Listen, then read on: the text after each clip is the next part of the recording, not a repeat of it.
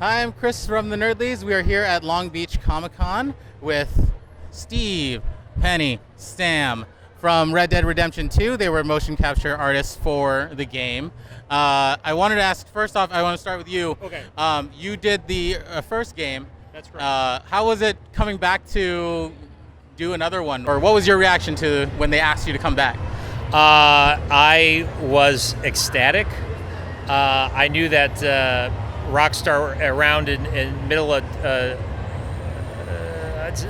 little of 2013 that they were interested in me. I didn't know what for, and until I got my first script and I realized it was a prequel to Red Dead Redemption. And at that point, I was giddy. I was like a kid in a candy store. And so I'm very excited. It's been an honor, and when it started, I didn't know what to expect. It's like, you're like, well, what, we know what happens in the original Red Dead, but how do we get to that point?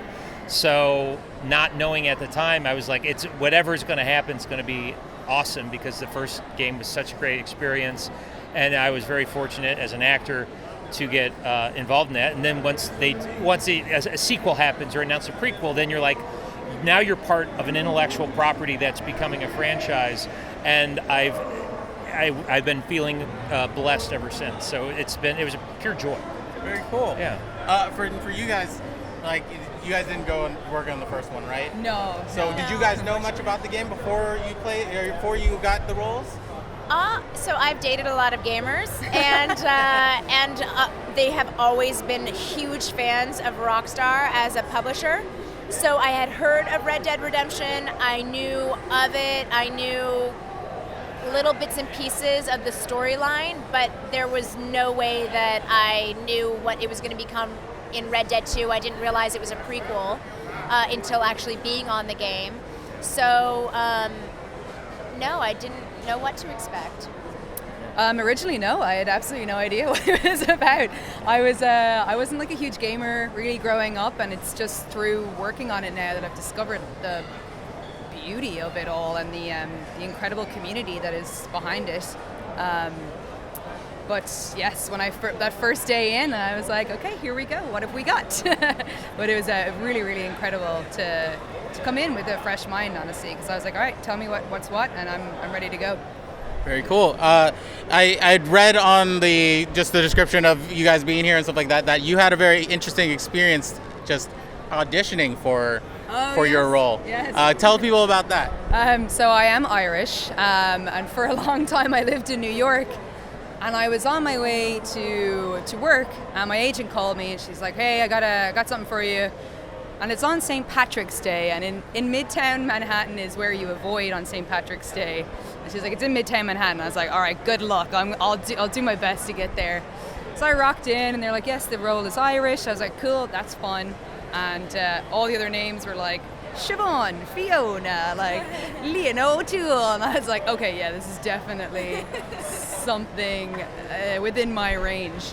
And I went in, they kind of made me run around like a crazy Irish lady, and I was like, I have no idea what this is for. And I'm going to get stuck in traffic for about 3 hours on my way back. But a couple of weeks later, I got a call, and they said, you have that job. And I was like, okay, what is it? And that was that. And from there on in, I was Molly O'Shea in Red Dead Redemption 2. That's awesome. That's such an original story to like be able to start out your motion capture or whatever career to just be called in on St. Patty's Day of all days. I know, on of all days, man. Of course, it was pouring rain too. Yeah. So how did you guys, as motion capture folks, you guys have to wear the suits with all the dots? How do you guys prepare for something like that? Well, the thing is, when it comes to the process of acting and performing, doing scenes, you're pretty much in a studio setting, like almost the size of where we are in the building we are now, and it's like a big sound stage, and it's no different. I would say the best way to put what we did was like theater in the round, and as far as the suit, yeah, if you're not used to being in something so tight, if you're a bigger guy like me, there's not a lot to hide. They're kind of revealing suits. There's like, well, that's a person, this body type, and then it's like, oh, he's got little love handles, but you become friends with everybody, and you get used to it, and it's just like you're doing theater, you're doing black box theater in pajamas and with footies. I mean, that's what it really kind of comes down to, it feels.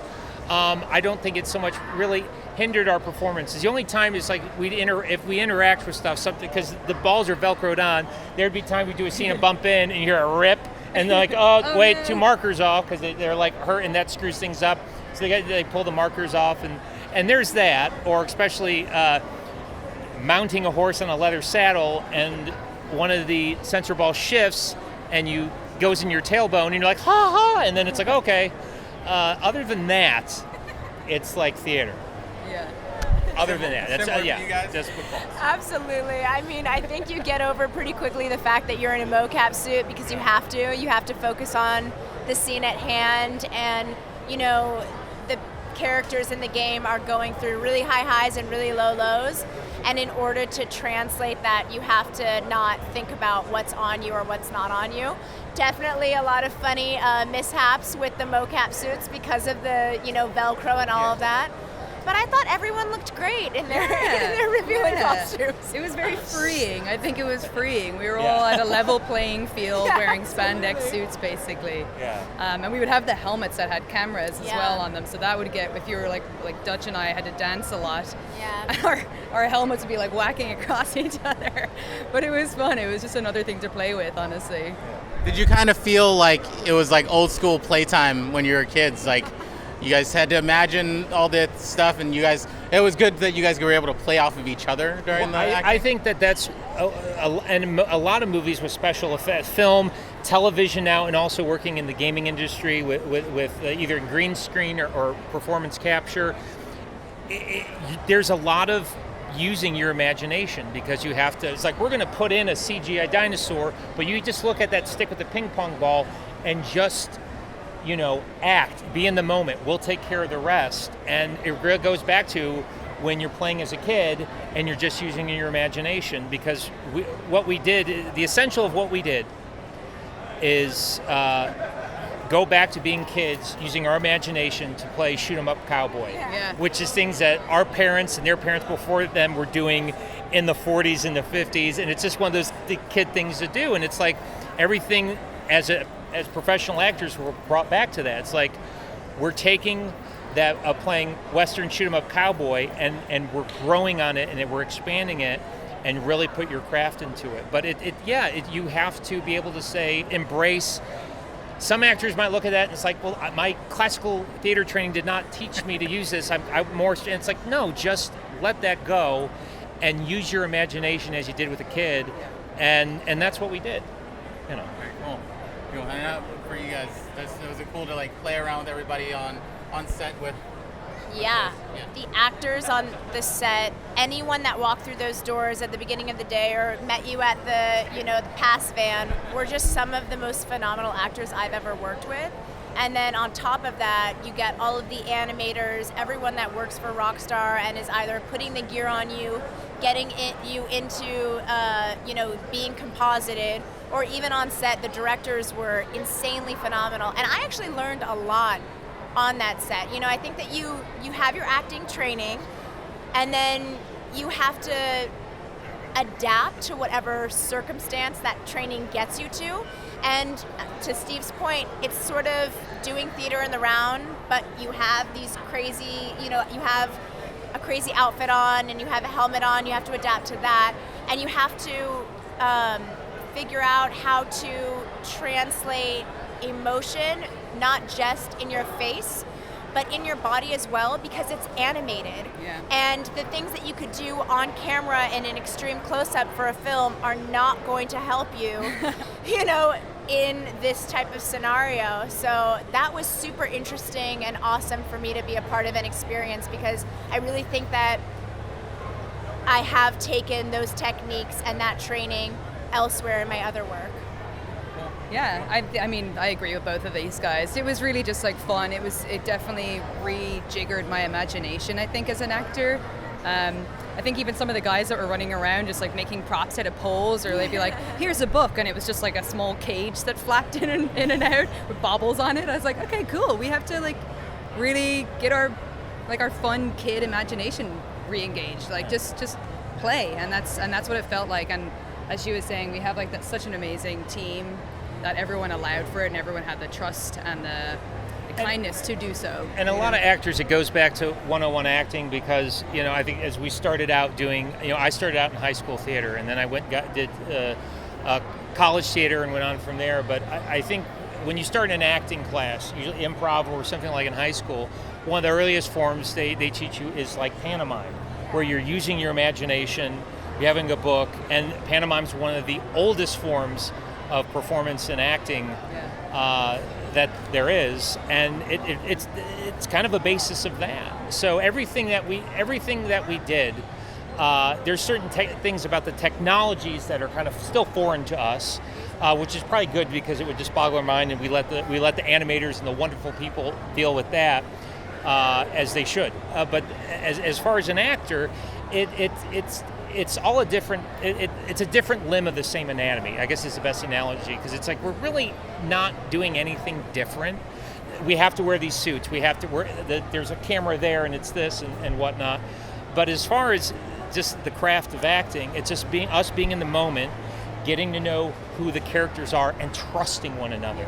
And we have those three things lined up, and it really isn't any different than you doing a Eugene O'Neill play. That's how I would, describe it. Awesome. Were you guys all gamers before you started this game at all? Yes. Before the first one, I've always been a huge gamer. I played the Grand Theft Auto. I was huge Saints Row, and a lot of classic Nintendo stuff. But I never, I remember playing games thinking, it's like, I would love to be a character in a video game. But then, sure enough, the audition happened for Red Dead. Now it's great, and I'm watching how Rockstar's leading the pack with the technology, and everyone's following suit. And I've said this before in other interviews and other conventions, is like there's great things happening in technology and animation with gaming now. In just 2 years from now, it's things are going to get dated very quickly, because that is how quickly the technology is progressing. Yeah. But I think that it's also growing more opportunities for actors. People who are doing television film today are getting involved in game, because they know the writing is just as good and the narrative is just as strong as anything you'll see on HBO or Netflix and what have you. So as we're giving this interview now, in like 2 years from now, I think it's gonna baffle everyone. That's how quickly it's moving. Were you a gamer before you started now? Not a good one, but we all try to be good ones, but we're not all good ones. Yeah, I definitely played GTA and stuff growing up. I would play with my cousins and stuff, but we would mostly just roam around, messing around with whatever the landscape was, which is also why I love this game, is that you have a freedom. Even like back in the day when I was playing like Spyro the Dragon, I would love the land where it was like neutral land, because I'm like, I can just go dive in the ocean, I can jump off the waterfall, I can eat the bugs, and that's what I feel like this is a really elaborate. If you want to, you can milk a cow for an hour and 40 minutes. You can shave. If that's what you want, and shave. If you want to do those two things, you can do those two things. Yeah. So I got lost in this game, to be totally honest. Like I'm like, missions? Hold on a minute, I'm petting a cow here. But it's certainly turned me into one. And for you? I grew up on Super Nintendo, so classic titles, Mario Brothers, a little game called Joe and Mac, which was like two cavemen, and you get to fight all these dinosaurs, and it's so fun and ridiculous. I've been playing Red Dead 2. But my skill set is at a level where if I tried to get into like a Fortnite and PUBG, any of the PC games, I feel like I would just be obliterated in seconds. The technique and strategy that those gamers have is insane. I was just doing an interview the other day, and the guy, said this, and I completely relate. It was like they've added so many buttons that I'm like, But Red Dead is really cool because it sort of talks you through how to do things. I played with my brother-in-law who played the first Red Dead, and he was like, oh, no. You can't just kill that animal. If you want a good skin, like if you want the pelt to be like high quality, You gotta lasso it, pull it in, take out your knife. I was like, whoa! And to me, watching other gamers play has always made me better at gaming and the experience more enjoyable. Yeah. Yeah, I totally agree. And on the point of Red Dead being so open, it took me about a year and a half, 2 years to finish the first one, because all I was doing is I would log on, I would just start hunting animals for like 30, 40 minutes at a time, and then I would turn it off. Yeah. So I didn't go through the story at all. I spent one night, there's one night I couldn't sleep a few years back, and I was just bored, but I didn't want to like go into it, start a whole new campaign. So at that point, like in the original Red Dead, I'm playing, at that point you're playing as Jack, spoiler alert, 10 years, come on. But I was like, what am I gonna do? And I was like, you know what? I spent 3 hours playing Liar's Dice, and I never got bored. It's it's like just like online gaming and playing. I was like, okay, now I'm ready to go to bed. And there's people that do that. There's people that have yet to really play the mission because it's like, I want to go play dominoes or I want to do this, and that's cool too because if you want to do that, you get to do that.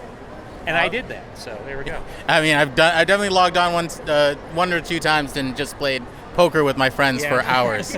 It's perfect. Yeah. So for you guys, what were your, as a last question, what's your like favorite moment for your character in the game? I've played a couple campaigns now, and I've really thought about it. But I'm gonna stick to this one because it was a little scene. And it wasn't really a mission. It was like one of the asides at the for Red Dead 2 at the campsite.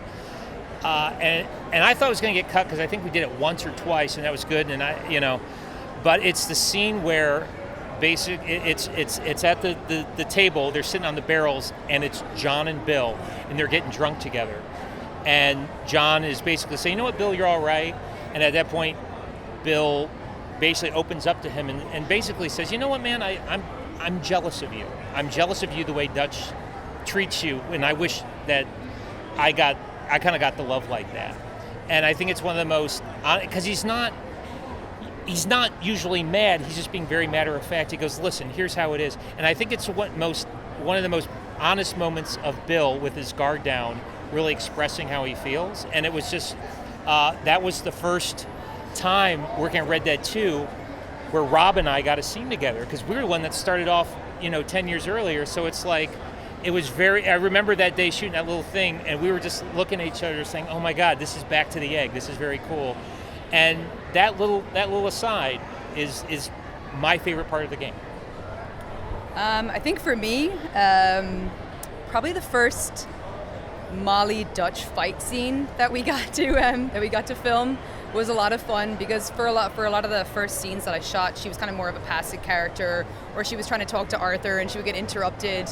And when Ben, who plays Dutch, and I got to really dig into what the conflict between Molly and him was, I just had a lot of fun, and it kind of made me learn a lot more about my character and why she would do what she might do later, or why she was acting this way, or why she was like semi-isolated from the group.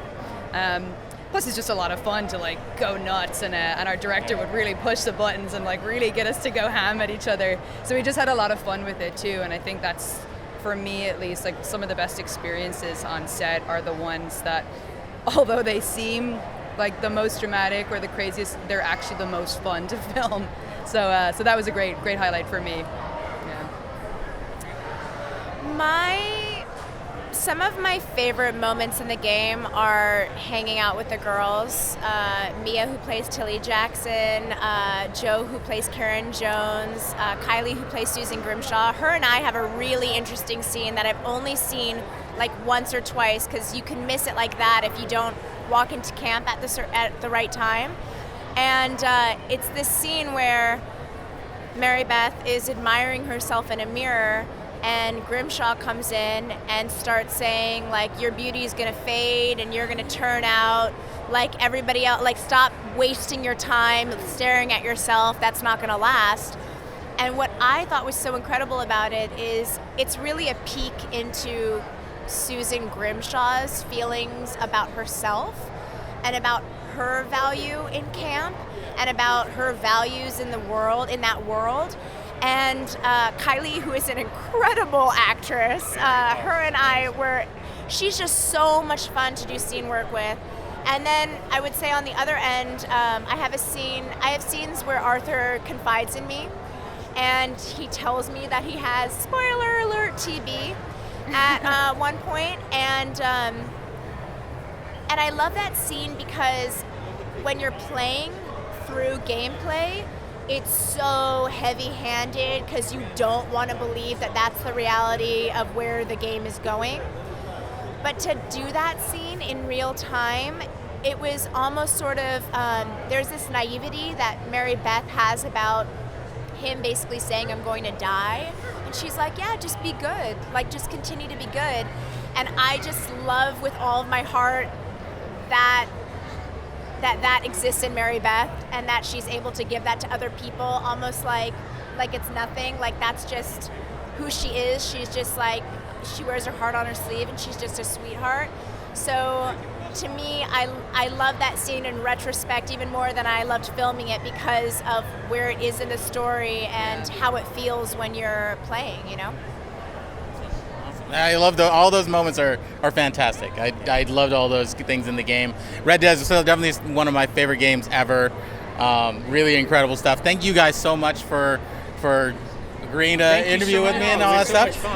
For everybody at home, where can they find you guys on social media so they can follow you in your career? Okay, my Twitter and my Instagram is the same. It's at Steve_J_Palmer. And that's it. You'll find me on both.